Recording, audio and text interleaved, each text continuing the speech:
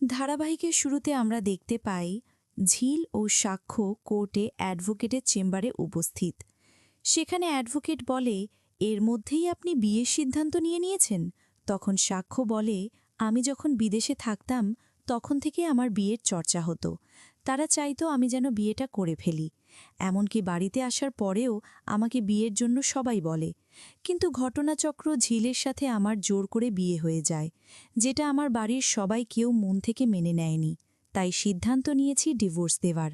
তখন অ্যাডভোকেট বলে, আপনারা তো আপনাদের সিদ্ধান্ত নিয়ে অনেক দূর এগিয়ে গেছেন, সেখানে আমার তো আর কিছু বলার থাকে না। পরক্ষণে অ্যাডভোকেট ঝিলকে বলে, আপনি কোনো কিছু ডিমান্ড করলেন না কেন? তখন ঝিল বলে, আমি কেন কিছু ডিমান্ড করব? আমরা গরিব বলে? আমরা গরিব হতে পারি, কিন্তু আমাদের মধ্যে মনুষ্যত্ব বলে জিনিস আছে। তাছাড়া বড় লোকেদের টাকার প্রতি আমাদের কোনো লোভ নেই।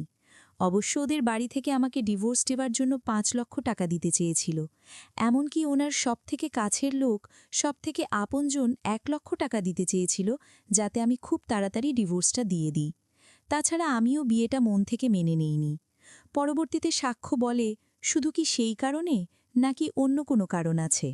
তুমি যে ছেলেকে পছন্দ করো, সেই ছেলেকে বিয়ে করবে তার জন্য নিজে থেকে আমাকে ডিভোর্স দিচ্ছ? কিছুক্ষণ পরে অ্যাডভোকেট মিস্টার ঘোষালকে ডাকতেই উনি বলে, ওনাদের বিষয়ে আমি সবটা শুনেছি। মিউচুয়ালি ওনাদের ডিভোর্সটা হয়ে যাচ্ছে। এটা ওনাদের জন্য ভালো। পরক্ষণে অ্যাডভোকেট সাক্ষ্য এবং ঝিলের ডিভোর্সটা করিয়ে দেয় আর বলে, আজ থেকে আপনাদের পথ আলাদা। আপনারা আর নিজের মতো করে নিজের জীবনটা এবার শুরু করতে পারবেন। কেউ কারো পথে বাধা হয়ে দাঁড়াবে না।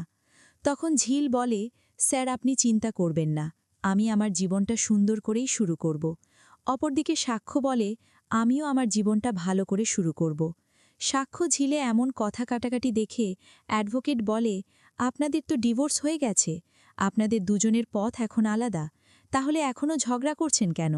আমার কেন জানি না মনে হচ্ছে আপনাদের মধ্যে একটা মান অভিমানের পালা চলছে, যেটা আপনারা যদি নিজে থেকে মিটিয়ে নিতে পারতেন তাহলে হয়তো সম্পর্কটা নষ্ট হতো না। তবে যাই হোক, আপনারা এখন আসতে পারেন, আপনাদের কাজ হয়ে গেছে। পরবর্তীতে সাক্ষ্য ঝিল বেরিয়ে আসে। সাক্ষ্য হাঁটে আর মনে মনে বলে, আসার সময় তুমি আমার সাথে এসেছিলে, এখন একা একাই চলে যাচ্ছ?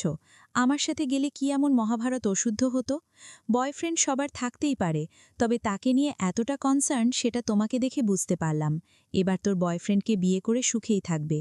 অন্যদিকে ঝিল অ্যাডভোকেটের কথাগুলো মনে করতেই মাথা ঘুরে যায়। তখনই দৌড়ে এসে সাক্ষ্য ধরে ফেলে। পাশে থাকার লোকজন এসে বলে, উনি আপনার কি হয়? সাক্ষ্য আর কোনো কিছু না ভেবেই বলে দেয়, উনি আমার স্ত্রী। আপনারা চিন্তা করবেন না, আমি ওনাকে আমার গাড়ি করে নিয়ে যাব। পরবর্তীতে সবাই চলে যায়। তখন ঝিল বলে, তুমি মিথ্যে কথা কেন বললে? যেটা বলে সেটা তো মিথ্যে। তুমি কেন বললে আমি তোমার স্ত্রী? এখনই তো সবটা শেষ করে আসলাম। পরক্ষণে সাক্ষ্য বলে, কিন্তু আগে তো ছিলে, তাই আমি বুঝতে পারিনি, না ভেবে বলে দিয়েছি। এখন চলো গাড়ি করে বাসায় দিয়ে আসি। এটা বলে সাক্ষ্য ঝিলকে গাড়িতে বসিয়ে নিয়ে যায়। অন্যদিকে আমরা সাক্ষ্যদের বাড়িতে দেখতে পাই, চৈতি যেতে সাক্ষ্যর মা বলে, আমি তোমার কথাই ভাবছি। ভাবলাম তোমাকে ফোন করব, কিন্তু তোমরা তো ডাকপার, কখন কোন সময় পেশেন্ট থাকে, তোমরা কোথায় থাকো, এসব ভেবে আর ফোন করা হয় না। পরক্ষণে চৈতি বলে, আজকে তো সাক্ষ্য নার্সিংহোমে যায়নি। আমি যতদূর জানি আজকে ওদের কোর্টে যাওয়ার কথা।